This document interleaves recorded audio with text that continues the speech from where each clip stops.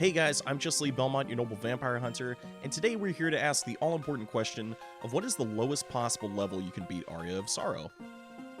The Castlevania series is well known for being one of the juggernauts of the Metroidvania genre, and the Igavanias do a great job of lending themselves to challenge runs. What separates the Igavanias from traditional Castlevania games is that they have an RPG-styled leveling system. This is important to keep in mind since we're going to have to be a pacifist for the bulk of the challenge, and given that Soma can only get souls from killing enemies, we're going to be a bit under-equipped. With all that in mind, let's get into it.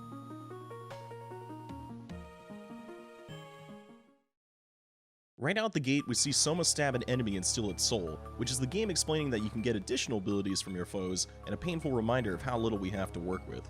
Suffice to say, we're going to have to get creative with our arsenal. Our journey takes us into the first area, the castle corridor. Filled with zombies, fishmen, and living armor, we're going to need to stock up on some gear. Some of the first things we find are a short sword along with a Gravekeeper soul. There are a few exceptions to gaining additional souls, and since this one doesn't require us killing an enemy, it's fair game to snag it with our handy-dandy pocket knife. Since we can't grind enemies for money, we're going to want to grab as many additional items as we can to sell later. Eventually, we make our way up to the first boss door of the run, only to see the Creaking Skull on the other side. Thankfully, he doesn't pose much of a challenge since all it takes is a few javelins to promptly silence him once and for all. Alas, poor Skull. You really tried, and for that, I commend your efforts. One thing that's important is that there are a few boss soul drops that you can get, but they aren't guaranteed.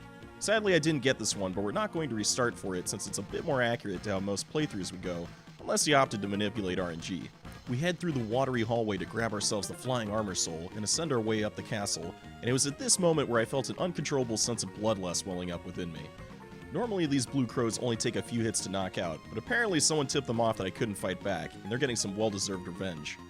After having an aneurysm trying to get past them, we shmove our way past and grab a potion along with an armor upgrade. The armor is going to make a fairly substantial difference since there are hallways with enemies that I can't exactly jump over, so we're kind of forced to take a hit. We grab ourselves a scarf to keep ourselves warm, and bump up our defense even more. My health gets extremely low in one of the last hallways, and I take a damage boost off of one of the enemies to get past the rock armor. This enemy specifically is going to come back to haunt me in a bit. We grab one last money drop before making our way to the chapel. The chapel houses some new enemies, with the most notable being the Bone Pillar. My inner sense of adventure hits me like a freight train as I want to see what sorts of things we can get while we're here. Lo and behold, several of those skeleton freaks are blocking my path, and this was a terrifying omen of something I'd have to deal with later. After failing my jumps repeatedly, only to get hard denied by circumstance, I find the rapier. The increased range and damage are bound to help me out for what's ahead. As we descend the chapel, we find the rock armor once more and an une. I'm faced with the telltale choice of which sort of damage I want to endure, and opt to go for the rock armor. This room highlights one of the problems with doing this kind of challenge. Since we can't kill enemies, there's going to be a few rooms where we can't exactly make our way through without being forced to take damage. We do manage to push past it and encounter our next boss. The Manticore doesn't have too many moves it can do, and I opt to throw javelins at it from afar. Spacing these out is crucial since they have a lingering hitbox once they land to score a few more ticks of damage. Once I run out of magic, I throw in a few short hop attacks and kill it with ease. Sadly, there's still more rock armors in the way, and I'm forced to lose a bit more health on my way down to the study. One thing that's going to matter a lot going forward is my current level. Normally the player is a bit higher than level 3, but this area shouldn't be too bad, right? We grab the Bastard Sword before going down only to see... oh no. This was the room I forgot about. So, you remember those bone dragons from earlier in the chapel? Well, the thing with these guys is that, unlike every other enemy, you can't walk through them, and we don't exactly have double jump yet. I had absolutely no idea what to do at this point, and in my quest to walk back to the old save point to restore some health, I kinda died. There were a couple things going through my mind for this. I could call it a wash by saying that it was impossible to get past this room without killing a bone pillar, but let's be real. If you know me, I'm way too stubborn to just let that go. So I did the only reasonable thing, and I went back down. This time I thought, maybe I can damage boost off the flamethrower from the second highest pillar. And I was quickly proven wrong. See, I thought that by facing to the side, I could damage boost through the pillar somehow, but that didn't work. I accidentally led the giant ghost over to the side, and was getting a bit annoyed since the only way to get rid of him would be to reset the room. I continued to try to damage boost off the pillar even with this bumbo trying to bop me, and somehow, against all odds, I ping-ponged between both enemies, and it seems like I could have just damage boosted through it normally? Either way, we got past that, which was one of the biggest choke points that I was worried about. The rest of the study is a lot more straightforward, thankfully. The Arachne also have the same problem as the rock armor, since I'm forced to take damage. I bite the bullet and backdash through them and make it to a safe point. Hallelujah! The only other thing standing between me and the next boss is a Minotaur, which drains my health just a pinch. We also opt to grab the whip sword, which I plan to sell in a bit. The next boss on the chopping block is the Great Armor, and you know, I really gotta hand it to him for his tap dancing skills. The big thing with this fight is that I need to carefully space out my jump slashes since the rapier is a bit stubby as far as range goes. I'm not doing as much damage as I was hoping, but thankfully I have a last second moment of clarity since I realize I still have the bastard sword from earlier. We give him a good old whap and the Great Armor's dead. Our reward for defeating Rusty is the double jump. This gives us access to more areas in the castle, along with finally giving us the means to get past some of the more pesky enemies easier. We double back to the castle corridor via a warp point, and we can do some spring cleaning for our inventory. I sell pretty much every piece of equipment I'm not using since the copper plate is way more cracked than my dinky leather armor. I also regretfully sell my melon that I've been keeping warm all this time. Sadly, all good things must come to an end, and we mosey on out of the shop towards our next destination. Now you probably think we're heading to the dance hall, right? Believe it or not, you actually don't need the slide from there at all. In fact, it'd be bad if we did since that means more EXP for us. What we're actually going to do is go to the floating garden. Normally you'd need the Undyne Soul to do this, but the platform leading to the garden's hitbox is a bit more wider on the side, which allows us to get up there. This visit to the garden is pretty short, and the only real hazard we have to deal with is yet another crow that's in the way. Huh. Must have changed colors after pecking me earlier. Anyway, we grab a bit of cashola at the top part of the garden before going into the clock tower. We see everyone's favorite glue eater Graham here, only for him to leave after realizing Soma's the true hero. The clock tower has a lot of hazards to watch out for, such as the spikes and everyone's favorite, Medusa heads. The really difficult part about this is desperately trying not to take a swing at them as they fly around all willy-nilly.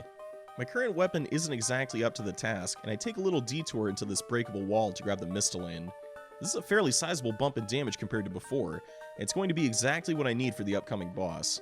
The spinning gears of the clock tower combined with the harpies trying to kick my face in are a deadly combination for someone choosing the route of pacifism.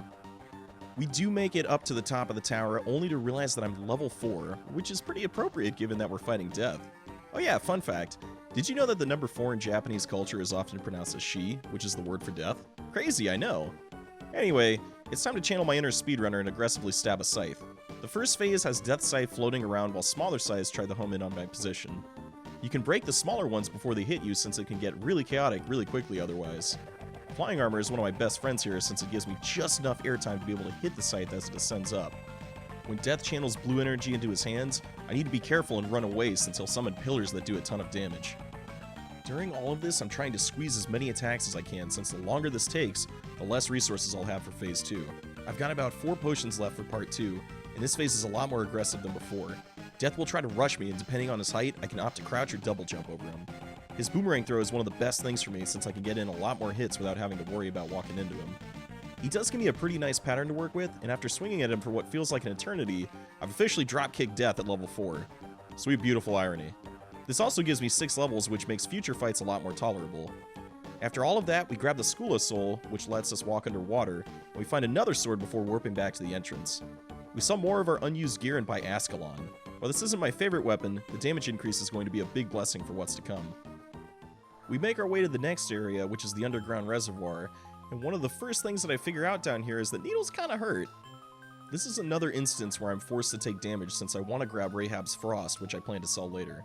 The narrow hallways of their underground reservoir are very similar to the chapel since there's a few rooms where I can't jump over the ceiling. I preemptively grab the warp point before making my way down to Legion's area. So we mentioned before that I didn't need to do the dance hall, which means that we also skip the inner quarters as well. That means there's 2 bosses we don't have to kill, and Legion would be the 3rd. The only benefit to defeating him is getting access to Galamoth's Soul, and since we're doing a low-level challenge, we won't be going that way. Now, one of the problems with the Sorrow games is that you need to get a few additional souls that are random drops from enemies, since we kinda need those to beat the game. The Flame Demon is one of those souls. I'm gonna have to kill one and reset every single time so I don't get more experience than needed. I'm fully prepared for a long and brutal grind session, and he gives me the soul on the first kill. Okay, great. Well, that couldn't have gone better than I expected. Here's hoping the Succubus does the same. After we get this item, we rush back to the save point and go to the arena. Oh man, the first room of the arena is an absolute cluster of enemies ready to ruin my day. There's Nova Skeletons with beams to worry about, and an absurd amount of gargoyles flying in erratic patterns. It's an absolute gauntlet trying to climb up this, and I have to burn several potions before I can claw my way to the top. But I did in fact make it. I opt to use the warp room to give myself a moment to breathe afterward, since we're definitely going to need to get some gear after what we just experienced. We head back to Hammer and buy some potions and then go back to the arena. Once we get to the save point, there's a few loose ends we need to tie up before fighting the boss of the zone. First, we head to the bottom door of the elevator and play a little bit of DDR.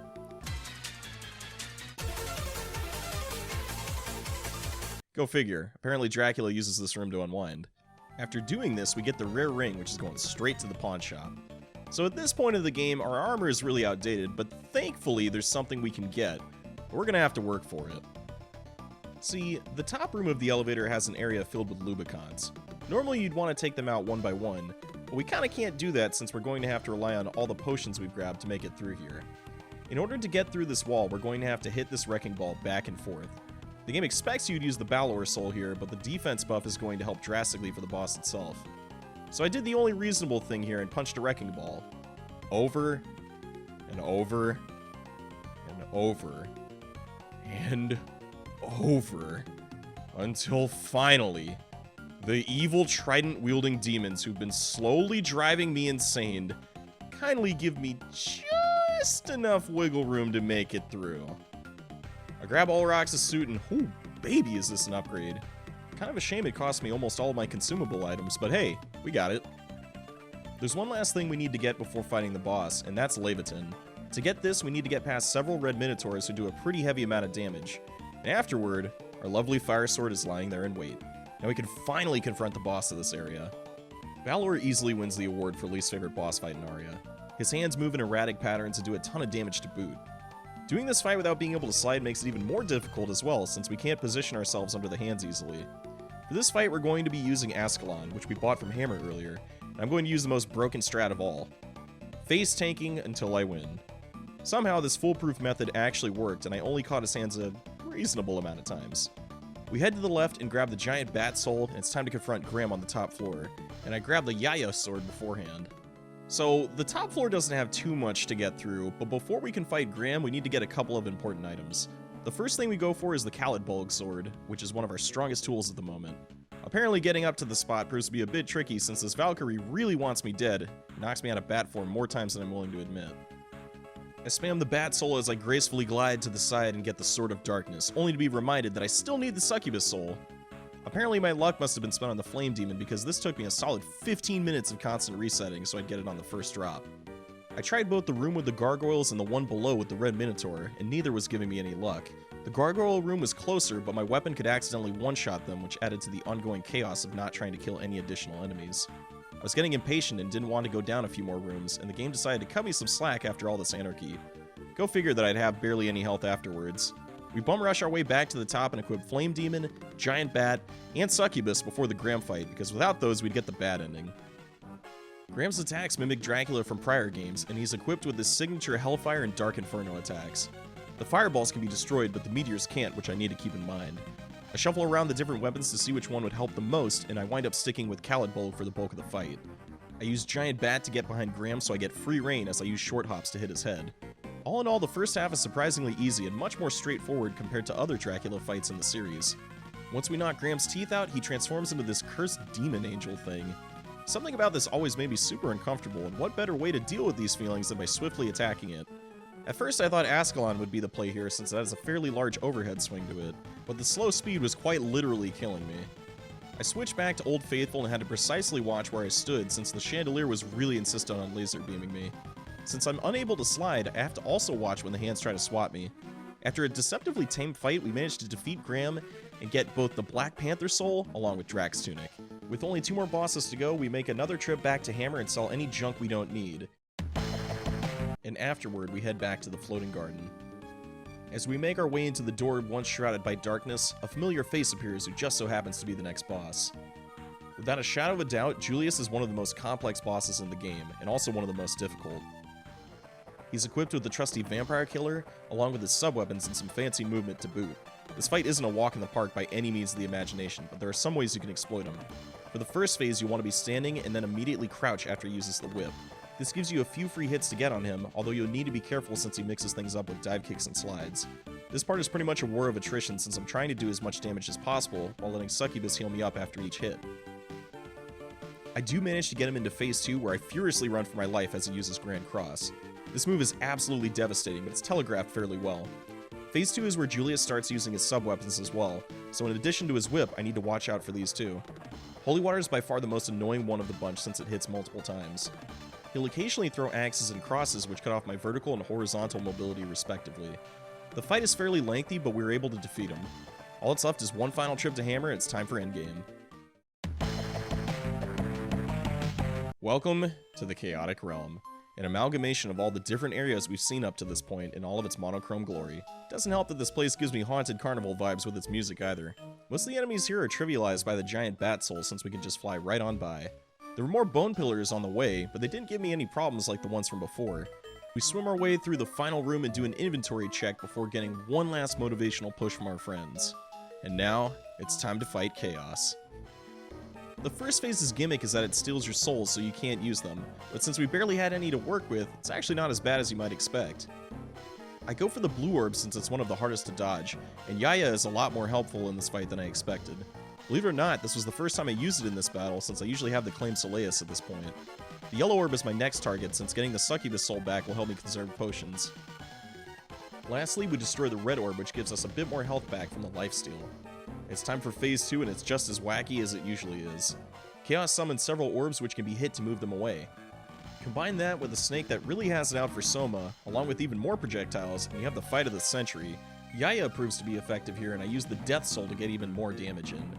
Little did I know that this would actually be my downfall since the scythe knocked the orb into me. Sorry Julius, but this isn't the timeline where Soma becomes the villain.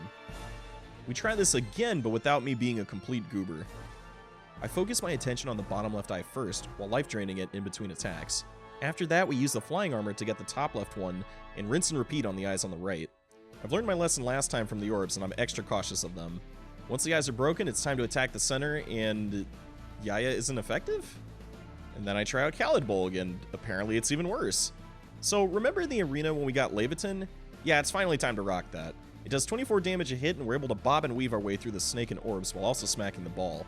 This goes on for quite a while, and we have to use some potions for survivability, but we finally finish off Chaos once and for all, and we've made it out alive. Soma's friends cheer for him one last time, and Arikado gives a rather ironic message after all this hardship. And as the credits roll, we have to go back to the initial question. What is the lowest possible level you can beat Aria of Sorrow? And the answer to that is level 18.